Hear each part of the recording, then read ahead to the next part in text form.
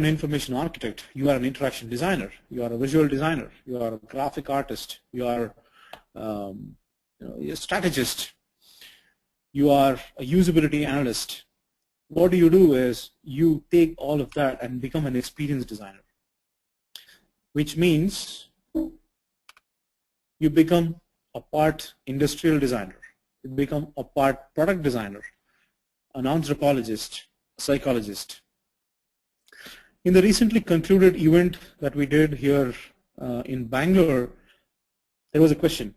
Does it mean that now I need to, be a jack of all trades? Well, that's not the point.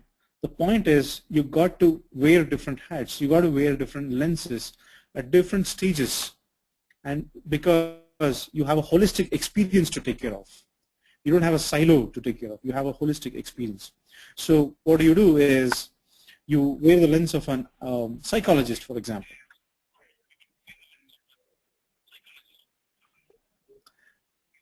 Designer. Let's look at, if you wear the lens of a psychologist, how does it work?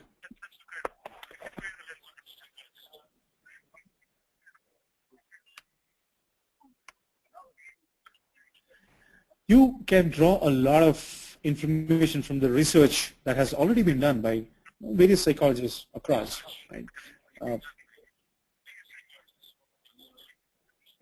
For example, as you can see, we know that people are more motivated as they get closer to a goal. It's easier to recognize information than recall it. People remember only 4 items at once. Now, you don't have to be a psychologist to do this research, but you got to wear the hat of a psychologist and understand the nuances and the significance of each of these statements while you design. Similarly, an anthropologist's hat. An anthropologist is a keen observer who understands people, their cultural connotations, and then connects it with their environment.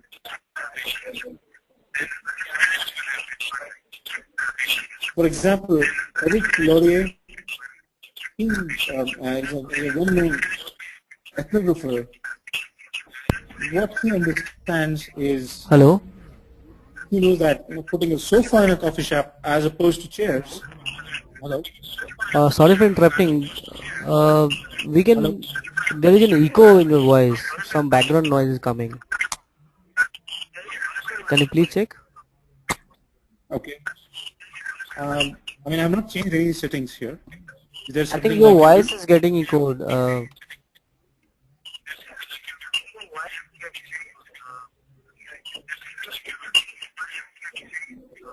I think maybe you should, I think somebody go on mute, I guess. I think that's the. No, all that's better. attendees are on mute mode.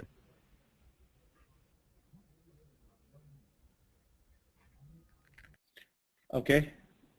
Okay. I don't hear an echo. I'll stop again if I hear one. Okay. It's Okay. better Coming now. back to designer as an anthropologist. Right. So what it means is, Eric Laurier, for example, I was giving the example of Eric Laurier. He knows that, you got to put a sofa in a coffee shop. What you do is you attract younger crowds. He understands how people behave at a snack bar counter, how they order breakfast, for example. There is a lot of these examples that in retail stores, you have the impulsive purchases right at the checkout. In the US, you have the diapers, the area for the diaper right next to where you get beer as well. Why? Because again, people have observed that when daddies go to buy diapers, they also pick up beer, because if they see a beer around, because they feel like it gets a little more manly. It kind of balances the fact that they're buying a diaper.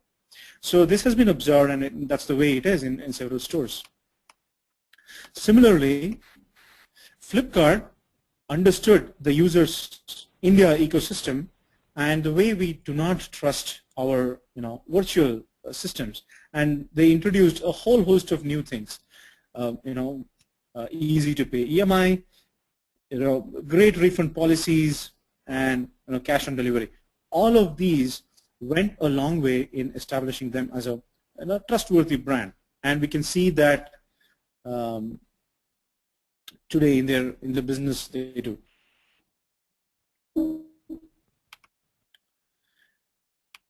Moving on, designer as an industrial designer.